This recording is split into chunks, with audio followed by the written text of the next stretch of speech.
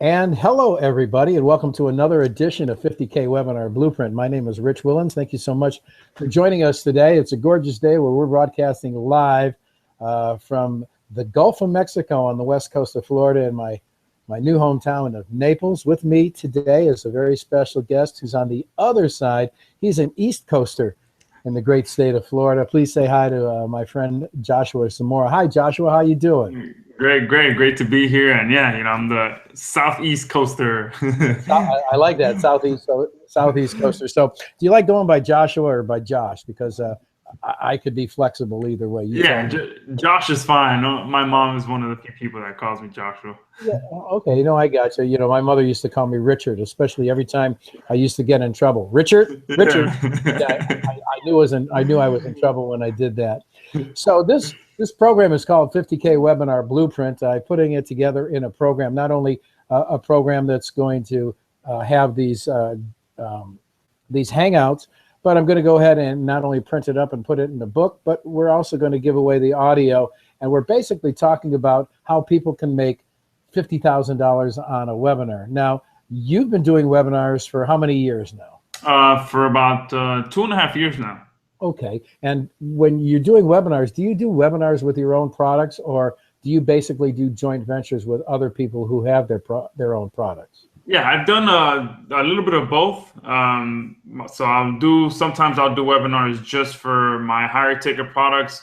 And sometimes I'll do webinars just to kind of warm my list up to a lower ticket product. So I'll do a demo of a live software and then kind of ease them into the sales page, right at, I'll start the webinar around 10 o'clock. And then once we go live at 11, boom, that's when I'll open up the doors and push everybody to the sales page. Now, do you mostly do webinars for your list? Now, when you're doing your own product, do you do mostly for your own list, or do you also do your webinars for your product for other people's lists? Yeah, I'll do both. So I'll do webinars to my own list for my own products, and then I'll do webinars to my own list for other people's products.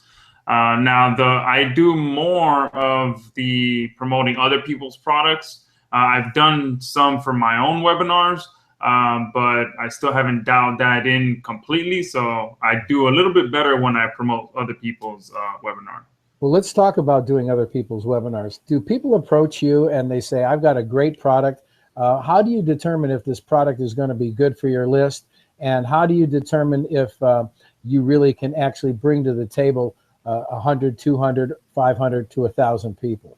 Yeah, absolutely. And yeah, I get, messaged all the time from people, who have a good webinar that think my list might be a good fit. So one thing that I definitely look at, of course, is what niche the product is about. The content on the webinar also plays a big role. And I know for me, my list personally likes pretty much anything to do with video, SEO niche sites, anything about ranking in Google. And any unique traffic strategies as well, and also anything having to do with I've done 2 webinars around paid video traffic, so YouTube ads and Facebook video ads, so things like that. Anything having to do with video, I know it'll do well for me. Now, yeah. Is that what you specialize in? Do you specialize in SEO and video? Yes, absolutely. So most of my products, most of my trainings, I'd say probably 95% of it is all around video, video ranking, video marketing, all around that. And does video marketing work? Yeah, absolutely. I mean, I've been doing video since 2010. Right. So it's something that's easy that anyone can do. There's cameras on pretty much every device we have now. So there's really no excuse to get on camera. I mean, you can now do Facebook Live. I mean, video is just, I mean, if people aren't doing video, I mean, they're losing a lot of money out there. It's funny that you mentioned that, because I've started losing a lot of weight, and because I try to motivate myself, I take my phone with me and I started doing video live. Now, the first time, when I would go out and I do some walking, I say, you know what, people are going to walk with me. So I spent like an hour having people walk. And then I said to myself, well, that's pretty ridiculous.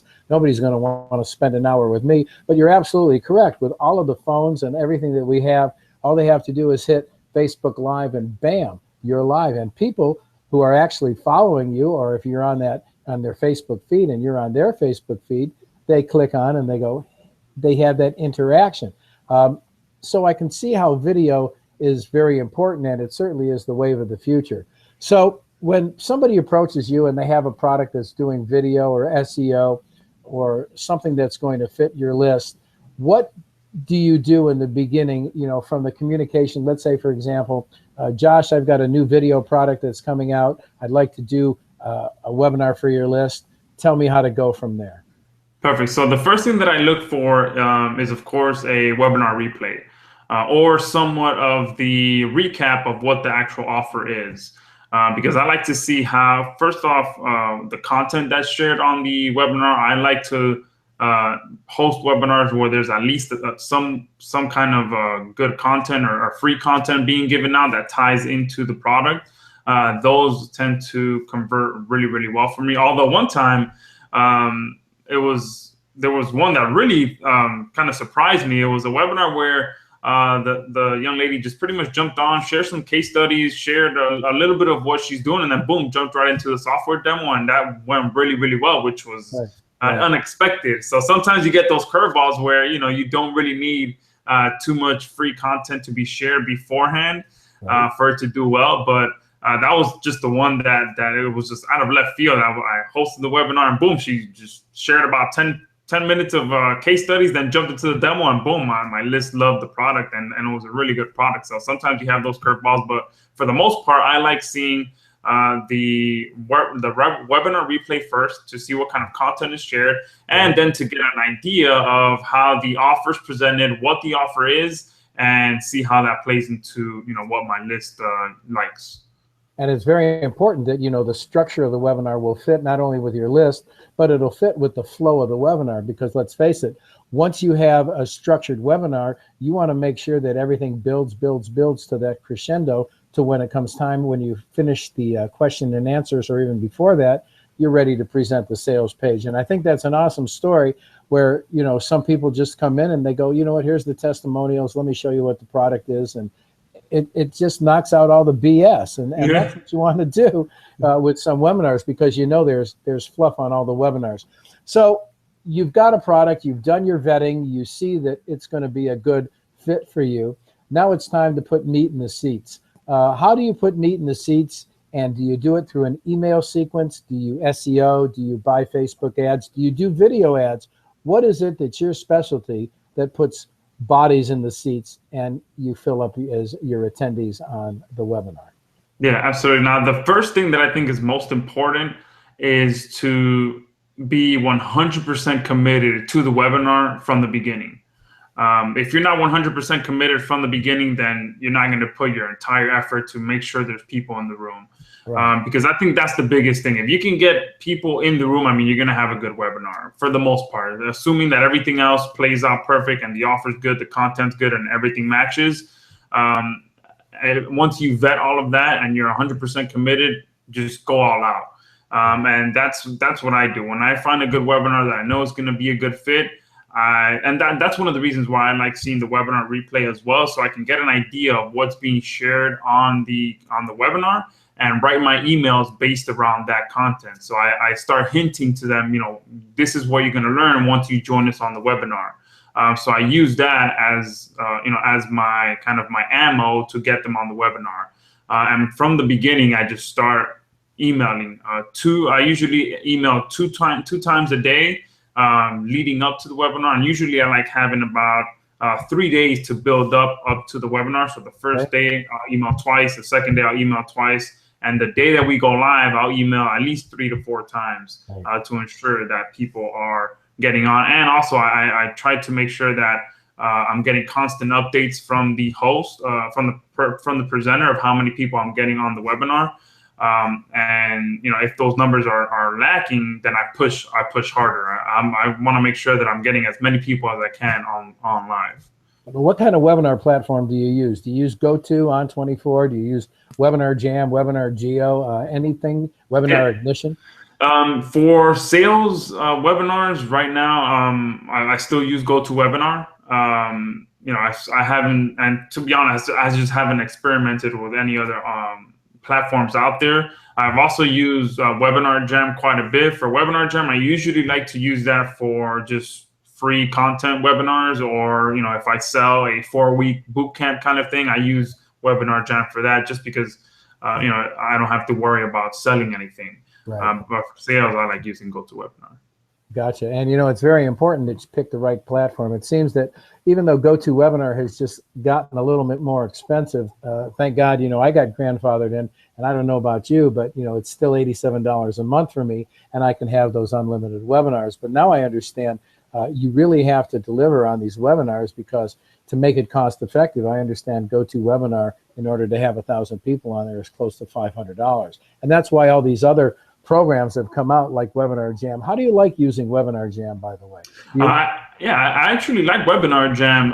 It works perfectly with Hangouts. I've never really had any issues. The only issue I ever had, I did try using it for a sales webinar one time, and the issue was totally on my part. I wasn't too experienced with it at the time to be able to kind of run it the way it was supposed to run, because the way it runs is you kind of preset your offer before you get on the webinar, so that once you're ready to present the offer, you just hit one button and the offer kind of pops out to all the customers, and they can click on it and take advantage of the offer. So I kind of configured that all wrong, and when I went to go show the offer, it didn't work. So it went to a mess from that point forward. But overall, it's a really great platform. I love how easy it is to get it started, how I don't have to worry about recording it, because it runs through YouTube and it gets automatically recorded and uploaded to my account. And the interaction with the user, with the people on the webinar, is very easy as well. It's just chat box, and I think it works perfect. I'm glad that you mentioned that. It does get uploaded to YouTube. Do you use YouTube as a platform for your videos, or do you have something like Vimeo or some other platform where you can present your videos? No, I put everything on YouTube. I think they have the strongest platform. I mean, even my sales videos, I put them on YouTube, just because I've never had an issue with them. It always loads super fast. I've tried using Wistia and Vimeo sometimes, and for me personally, I find that it just takes that extra 2 seconds to load. So I'd rather just go with YouTube and have that blazing fast speed. It's funny, but GoTo has improved their recordings and their replays. So once that you hit the record button on GoTo, it records it, and then once you end and you stop recording, it starts to ask you, do you want to format this into an MP4, which you click on yes, and then you go back to GoTo and it says upload your recording. So not only does it convert, but you can go ahead and upload your recording to GoTo. And I never really had a problem with that. However, I do like using YouTube as well. So depending on how you're going to SEO and get people to see your YouTube video, of course, that's more beneficial as well. So we talked about your emails. You do 2 a day. So you do a 3-day promotion. You do 2, and then you do 3 emails. When you do your emails, do you remind your clients, your attendees, that it's going to start in an hour, and then once you're live? Or do you just use 3 basic generic emails to let people know that the webinar is going to happen at a certain time? No, I like to hit multiple angles. So that's why I like having that 3-day window, because sometimes your first angle is not going to hit correctly. So you'll send first, one email, and then you see that you get about 30 or 40% sign up rate on the page. Right. And maybe you hit a different angle and you get 50 or 60%. So I always like changing up those angles and trying different things and just building up the excitement for the event. But I do usually have a base part of the email, so I'll only change maybe the beginning and the PS. But the middle part of the email is always the meat and potatoes of what's going to be covered on the webinar. So it'll have 3 or 4 bullet points of what will be covered to get them excited. And then the beginning of the email is usually what I'll change up from the angle, trying to get them onto the webinar. And the subject line. And the subject line. And the subject line as well. And then I also leverage GoToWebinar's reminder emails as well. That's one thing that's very important to, because by default, they're not turned on. So you have to go in there and actually set them up to be sent 3, 6, and 24 hours in advance. And the nice thing about that, it's not coming out with your name, it's coming out with GoTo's name, so they don't think, your list doesn't think that you're spamming them with just all kinds of emails to remind them that that webinar is going to happen.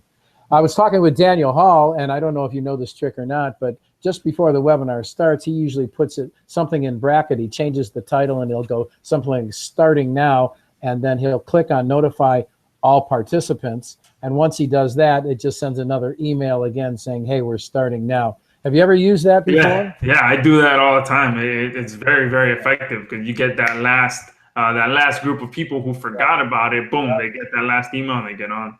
What kind of show-up rates do you have? How many? Well, let me ask you this, and you don't have to be that Eric, but give me a generic idea of how many people on your list and how many people that you mail to, and what is your show-up rate to an average webinar of yours? Yeah, I have about 55,000 people on my list right now. Typically, I usually get about 300 to 400 people live on the webinar, and of course, it depends on the content that's being shared. The highest I've ever gotten was about, I want to say 700 people was the most that I've ever gotten. But on average, it's about 300 to 400. And yeah, it's just all about being committed and staying and just continuing to just like when a regular promotion is going on, that your list knows when you're fully committed to that promotion. Same thing goes when you're trying to get people on a webinar. I totally agree with that. And, it's always building a rapport with your list, because actually people buy people, they buy on emotions. And if you build a rapport with your list, they're going to trust you. So if you're going to recommend this particular product, they're going to go, okay, well, if Josh recommends it, then, it must be good. So I'm going to buy it. So now we're going to go ahead and we're going to start the webinar. The webinar starts at, let's say, 8 o'clock. Do you do anything to go out of your way? Like, for example, I like to do a pre-show. I usually open it up about 15 minutes, kind of chat with my list, and then my presenter will come on, we'll do a little bit of a check, and we always start on time. Do you do anything similar to that? Yeah, I usually start just a few minutes early, welcome everyone, get an idea. I like to do, where's everybody from, get an idea of all of that, maybe talk about, anything happening in sports that may have happened just for a few minutes. I don't like to do too much of a long, kind of back and forth chit chat, because then, if you start recording, then you kind of have to cut that out and do all that stuff. So I usually only do about 3 or 4 minutes of that. And then I jump right into introducing the host, and I spend more time doing that and building them up as the expert for the night, so that I can pass off the authority that my list has with me over to the person that is presenting. Now, do you, once you start the webinar, I assume that do you ever not start on time? Do you wait for more people to come in? Let's say it's supposed to start at 8 o'clock. Do you ever start at 5 or 10 minutes after? Always. And that's the reason why I like, I'll do those 3 or 4 minutes of that back and forth. Right. To give those people that, for that last email, that starting now email, right. I don't give those people a chance to get on.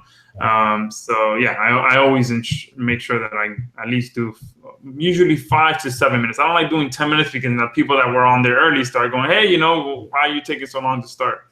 But you do start it right on time, though. So it's supposed to be at 8 o'clock. You do 5 or 6 minutes prior to that, and then 8 o'clock. You go ahead and start the recording. Yeah. Is that correct? Yeah. So I'll start it if it's at 8 o'clock, I'll start it at maybe 7:57. Okay. Do some small talk to about 8, and then present. Build up the presenter for another 3 or 4 minutes, and then boom, at about 8:05, 8:07, get it started officially. Gotcha.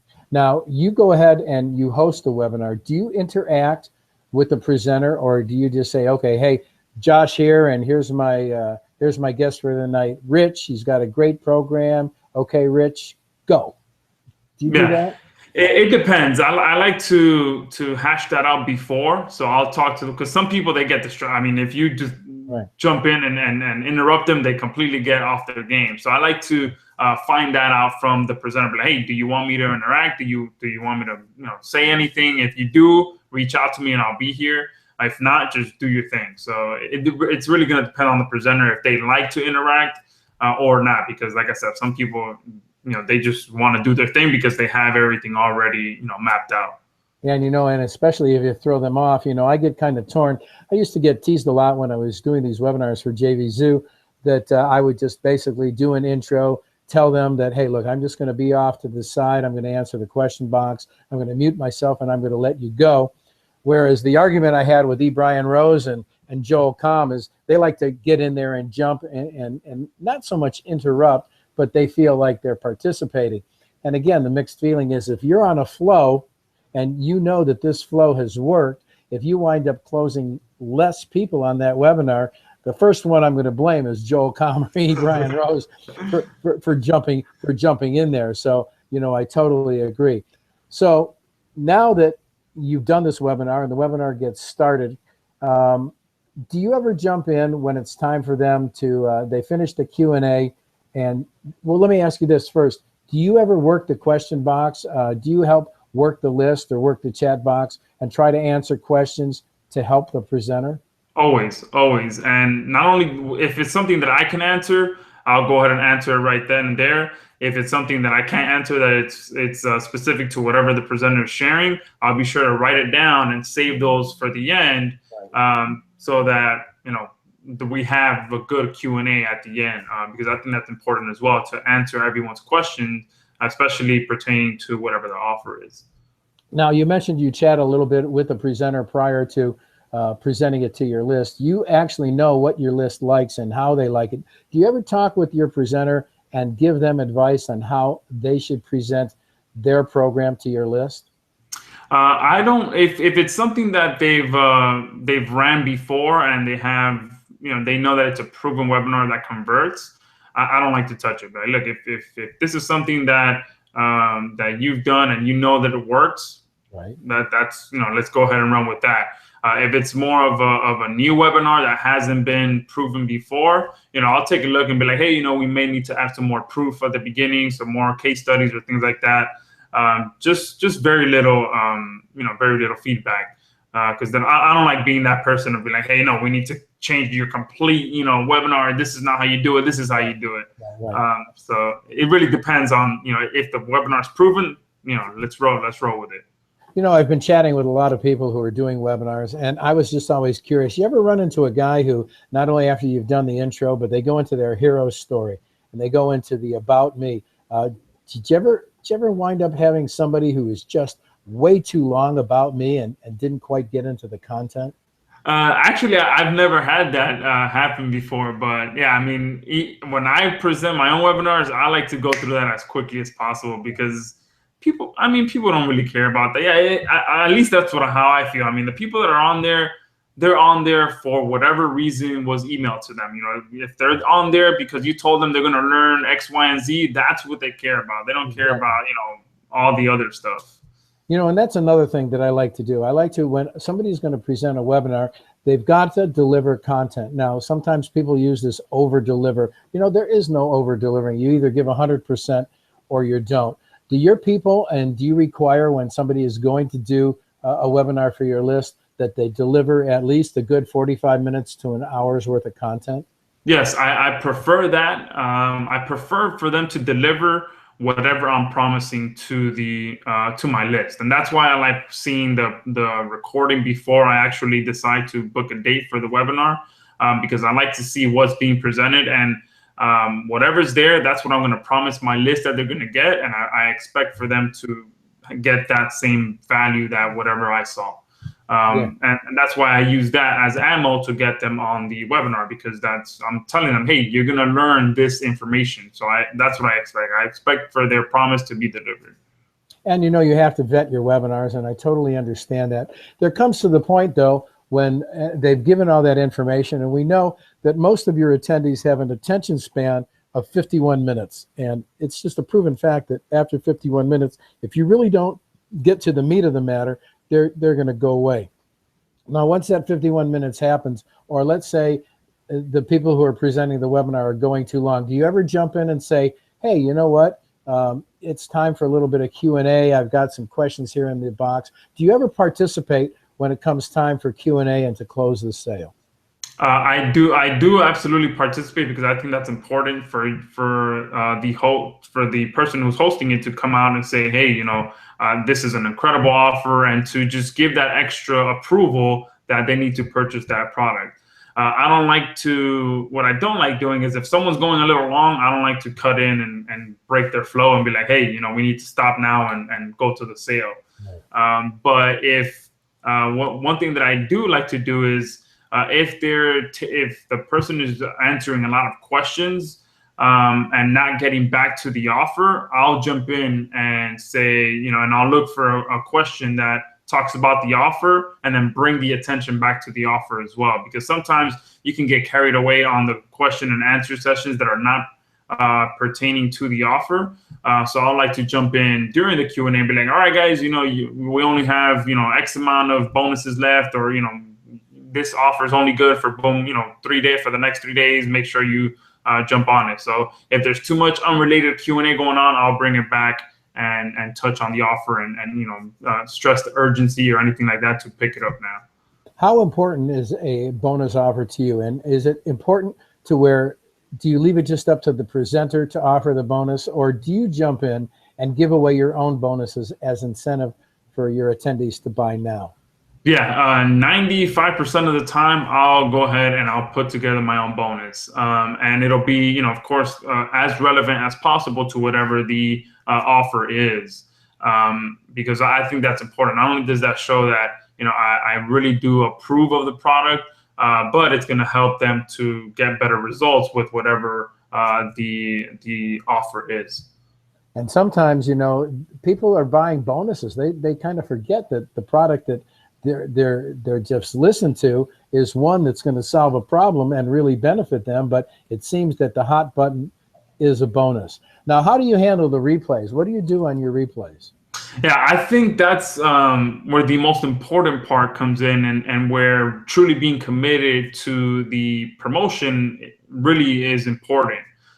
Because many times, I've had numerous times where I'll only make, 6 to 7 sales live on the webinar.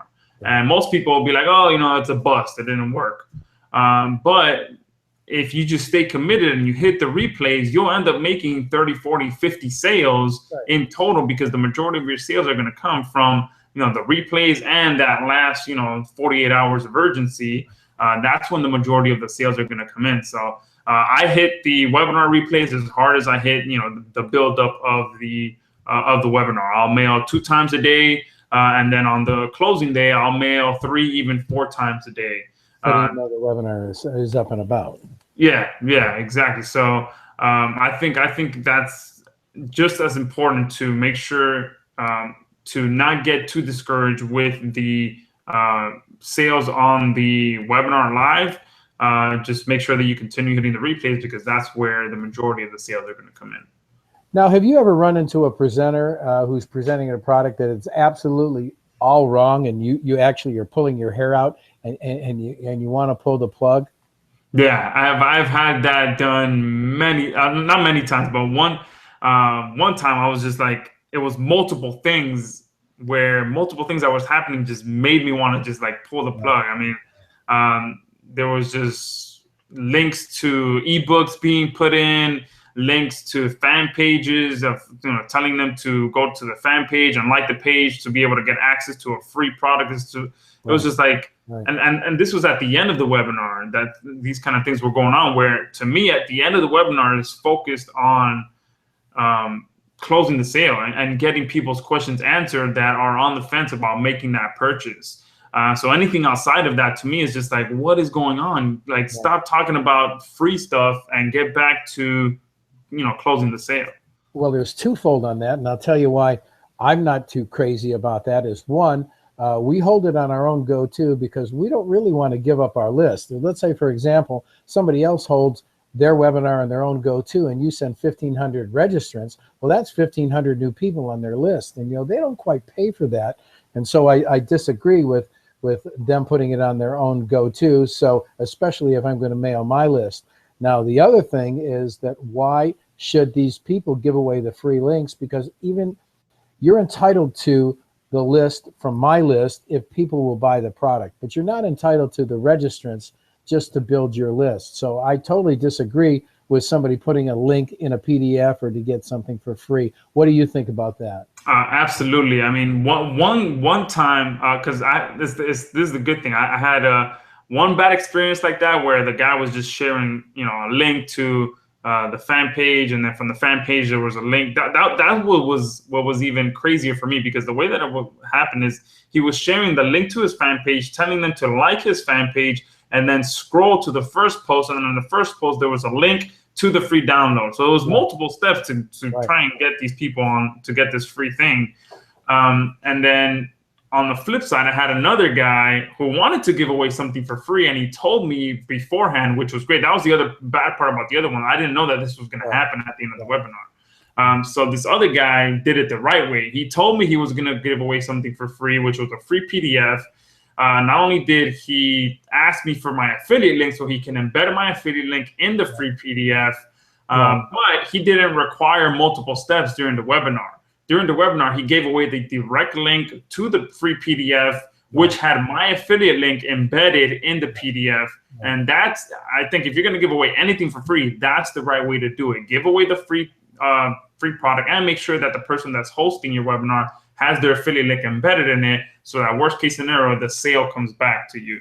Yeah, I agree with that, because like if somebody would click on that embedded link and purchase, that would be like another sale, wouldn't it? Yeah, absolutely. Yeah. So, not only are you giving away something for free, but you're ensuring that the person hosting your webinar gets credit for any link that they click on in the PDF. So now, most of the times when you host your own webinar, it's usually a JV webinar, and it's usually split 50%. What is the biggest webinar that you've ever done? What's the highest grossing webinar that you have ever done with it? My highest grossing has been 160,000. Wow, that tells me that's 80,000 for you, or pretty close to that. Yeah. One night. Yeah, one night, and I think I was on vacation, I believe, as well. So I didn't have to do much work to it. It was just send out the emails, get people on, and hit the replay. And you know what? And this is all from your list, correct? Yeah. So that must be awesome. People just you must be in demand to have people have you host their webinars. So we do the webinar. So you hit it pretty hard in the beginning. You hit it anywhere from twice a day to 3 times a day for the day of webinar, and then you have 2 days worth of the webinar replay, which you hit it again twice a day, and sometimes 3 times up to that webinar. So you're basically saying it's a 6-day promotion. Yeah. Usually, I'll the way that I do it, most of the time, I like to do it on the live webinar either on a Tuesday or Thursday. So Tuesday, Wednesday, or Thursday, any one of those 3 days, actually have the live webinar, and then run the promotion all the way up until Sunday. Usually. Now, what about follow-up? Let's say the people that don't buy. Do you ever get on them and just follow up on it and see if they want one more opportunity to purchase? Actually, no, I've never done much of that. Usually I'll hit the promotion all the way up until the end. And if people do email my support desk after the fact, after the offer's closed and they still want to buy, I'll try and see if the owner, if the product vendor is still willing to do that. Right. But that's pretty much it. I don't do much after that to try and after the offer's closed. To me, the offer's closed. I mean, I don't want to step on anyone's toes. If the vendor's like, look, I can only do this deal for X amount of days, I don't want to overstep that boundary. Now, do you I just had a question. I just had a little mind blank for a second, which I'll come back and I'll remember it. So, with your highest grossing webinar, what would be an average sales amount? Let's say, for example, you put 100 or 200 people on a webinar. What is an average closing ratio? Now, I know it depends on the presenter, but let's say you have a mediocre presenter. Out of 100 people, how many would they usually sell? If I have 100 people on live, I like to have between 6 and 10 sales. Right. So it's between 6 and 10% closing ratio, and of course it depends on the price of the offer. If it's a higher priced offer, then I'll expect more towards the lower number, so 6 to 7 sales. If it's $297 to $497, I'll expect 10 to 12 sales live on the webinar, and then from there hit the replays. And what is the highest webinar that your list will hold, where they have a potential of purchasing?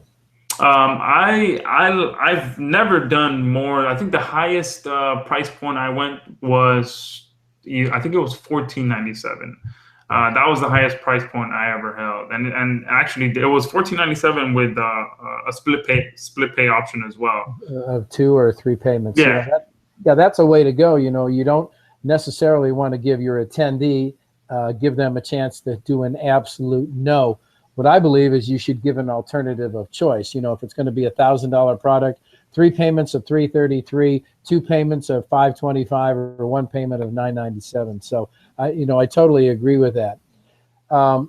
So you have an average of 6 to 10%. How often do you do these webinars? Do you do them every week? Do you do them on a certain day? And what is a good time that you think that you should start a webinar or host a webinar? Yeah, I actually don't do many webinars. I'll probably do maybe one a month, just because I really do it. I really promote it really, really hard. So if I were to do one once a week, it'll just, it'll take a lot out of myself and a lot out of my list as well to just promote that hard every time for a webinar. So I like doing one a month. And my ideal time is usually about 3 to 4 p.m. That's usually the time that I like having my webinars.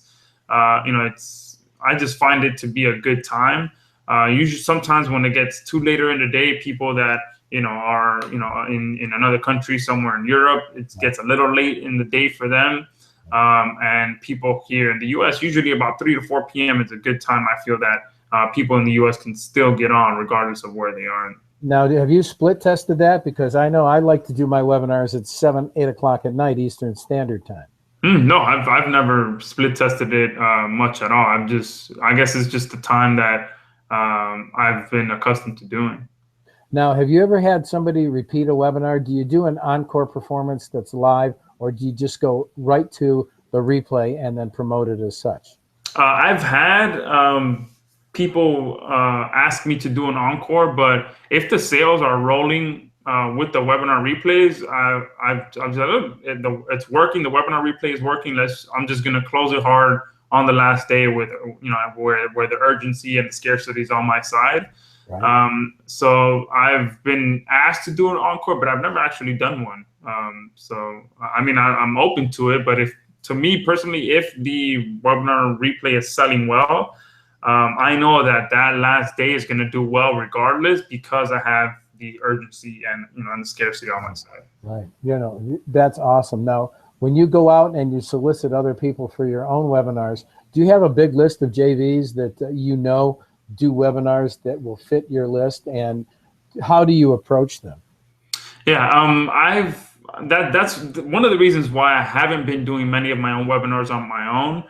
Is because I have approached some people that I felt would do well with my webinar, and then for some reason or another, they don't fully commit to the promotion. So they'll promote, get people on live, only do about 5 or 6 sales, and then think, oh, this is not going to be a good webinar, and then they drop the promotion instead of continuing up until the closing. Because I tell them, look, this is normal. Just continue pushing and you'll end up with 30, 40 sales. I'm telling you, I mean, this is just the way it works. Well, 30, 40 sales, at what price point do you usually? Usually I usually offer $497 to $997 on the webinar. So, yeah, that's what I tell them, like, just stick with it and you'll have a good amount of sales. But some people, they're just, they like moving on to something else after the live webinar. And I don't understand that, because that tells me it's $250 to $500 a whack. So why not go ahead and push it, and you get one more sale? That's one more sale it's $500. Yeah, absolutely. So I had about 3 or 4 of those back to back in a row. So it was like, it took a lot of energy out of me, especially because doing live webinars for me is really exhausting. Like, right. You're on there for an hour and a half to 2 hours, and by the end of it, I'm just exhausted. And I don't even want to do anything else. So. That's just, that I am going to be doing more actively, going out there and pursuing more JVs. But it was just a time period with about 3 or 4 people where that happened, that situation happened, and it was just draining, time draining and energy draining. Right. Now, do you ever when you're going out and you're promoting your own webinars, I mean, you're an SEO guy, you're a video guy. Do you ever use video or SEO, or do you buy Facebook ads in order to put people into the seats on your own webinars? Yeah, since a webinar is usually a short time period, so about a 3 or 4 day kind of build up to the live webinar, I prefer just going out and buying the traffic because it's a lot quicker. Sometimes SEO can take, especially ranking a video can take a week to a week and a half to get that video ranked. Right. So when I want to get traffic right away, boom, I'll usually just pay for it and run video ads or run regular image ads on Facebook. Right. And also run some retargeting ads. That's usually my go-to when I really want to get people on the webinar. Boom, I'll just go and pay for it. And how much do you usually spend when you do Facebook ads or retargeting ads? I'll usually do about $20 a day up until we go live.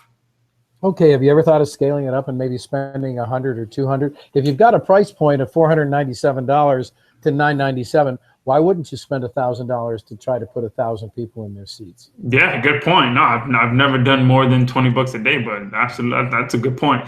So when you're doing $20 a day and you're doing the retargeting, I'm imagining that you'd specifically go after an audience. What does $20 a day bring you? If you do 3 days at $20, that's $60. Let's say you spend 100. How many people does it put in the seats?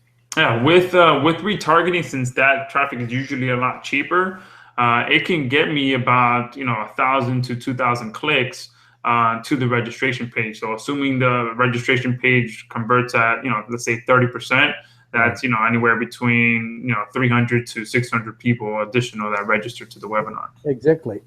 And here's another thing too. Even though you're paying for these clicks and you're spending really a very little amount of money, that's also going to build your list as well. And you said you had 55,000 people on your list.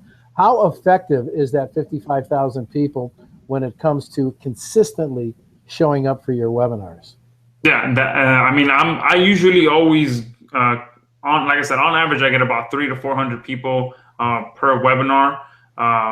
So since I only do one a month, usually that number is pretty consistent. And like I said, if it does look a little lower, I'll go ahead and promote harder. So I think that's one of the reasons why for me it's pretty consistent to get 300 or 400 people on, because I don't do that many. And it's surprisingly, it's tough to find many people that can get over 100 people live on a webinar. Just because, for one reason or another, it's not that popular for people to be able to get people on a live webinar. And believe me, it takes a lot. When we mail for JV Zoo, we mail out our entire list, which is about 200,000 people. So we can get 700 or 800 people on a webinar, but we're burning out our own list, because at JV Zoo, we want to have our list that buy our product of the day, because when it comes down to it, we're an affiliate as well. But when we take the time to mail out for a webinar, it just, for some reason, it starts to burn the list, and it's never as effective. On the other hand, if we're putting 700 people in the seats, that's usually guarantees anywhere between $50 to $75 to $100 products. Now, our sweet spot is $497. I know you mentioned $497 and $997. Do you find that you convert more at $497 rather than $997? Yes, I personally like that $497 sweet spot.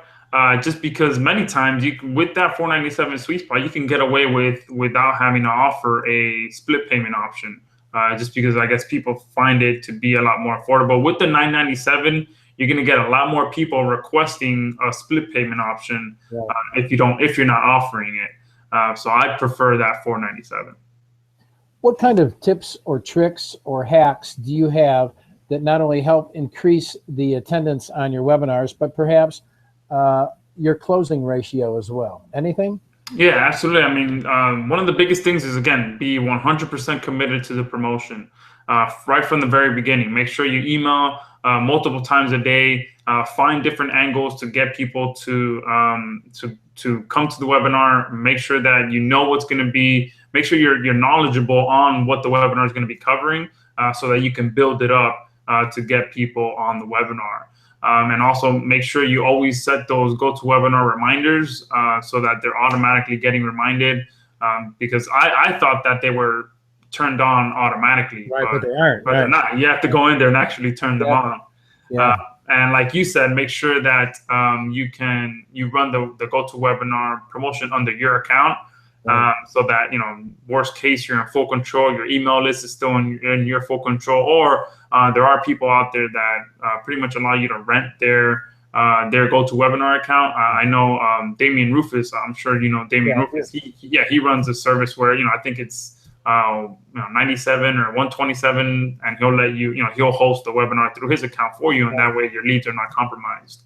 Well, you're exactly right. I spend $87 a month. I'd love to rent my webinar. Yeah, absolutely.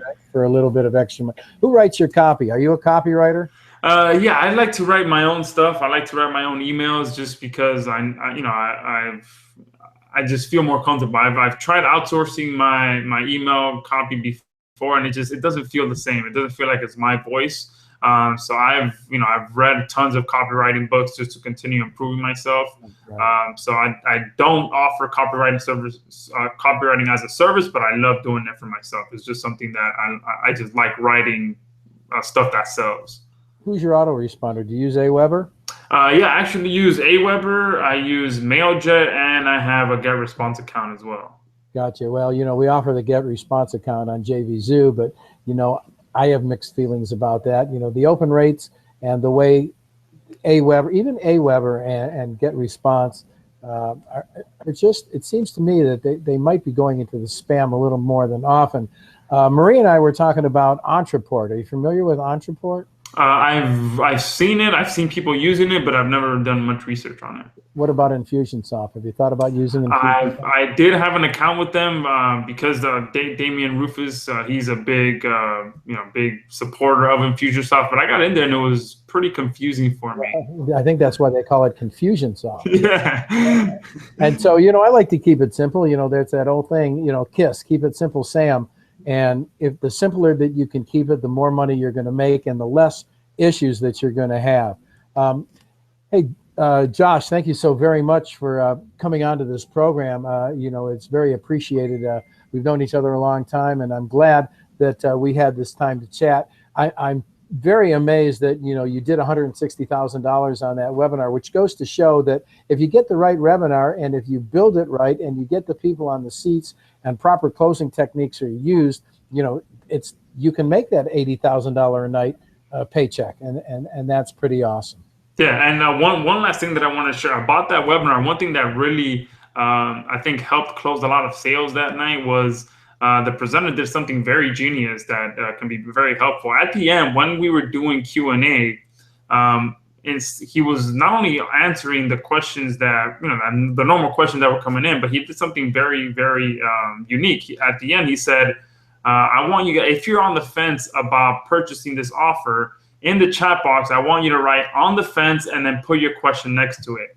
Right. So that was genius to me. It was like he was getting everyone that was thinking about purchasing the offer to write a question about why they're not buying yet, and then he would answer just those questions.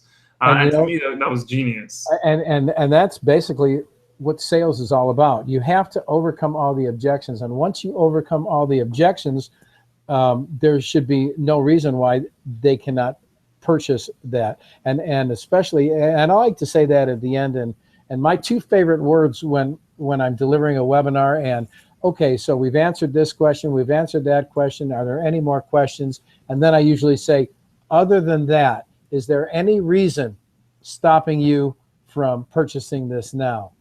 Go ahead and write it in the question box or write it in the chat box. And once they do that, and you address people by name, and they go, you know what, Josh, I understand how you feel. And most people have felt that way until they found out when they got this product and they used this product, it solved the problem. And once that problem was solved, it justifies the cost. Is that what you're looking for, Josh? It is? Well, awesome. Go ahead and click on that buy link and welcome to the family. Boom. I love that. Love that. And then you've got another sale, hopefully. Yeah, absolutely. And he kept doing that until the sales stopped coming, because every time he did that, boom, more sales started coming in, more sales started coming in, and he didn't stop until, you know, finally sales stopped coming in, and then it was geez. And another thing that he did that was amazing as well was at the very start of the webinar, he started with just with GoToWebinar allows you to share your camera, your webcam. So boom, he started very personal. Hey guys, this is, you know, me. Boom, and we both started with sharing our face. So it gave people that personal touch where they can actually see you. Yeah, and you know, the only bad thing about that is that it isn't recorded. So when you get the recording, you're not going to get that face. So you're not going to have that personality. Was it Ricky Mataka? Is that who you're talking about? No, it was Chris Record. Oh yeah, Chris Record's pretty awesome, huh? Yeah, you know, he's somebody that I'm going to be interviewing as well, you know, for 50K. He's got some good tips. Yeah, he does. So that's awesome. Josh, thank you so very much for taking your time today. I know you're a very busy guy, and I do appreciate it. It's all going to be part of my 50K webinar blueprint, and it's an honor and a privilege to have you on. And thank you so very much. Thank you, Rich. Oh, you're very welcome. And for those of you who are still with us, thank you so very much for taking part in this program. Please watch for the book, and don't forget to take care of you when it comes to doing your webinars. Take these tips and trade and use them and make yourself a great webinar. So on behalf of everybody here at 50K Webinar Blueprint, I want to thank you very much for coming by, and we'll see you later. Adios, I'm a ghost. So long, everybody.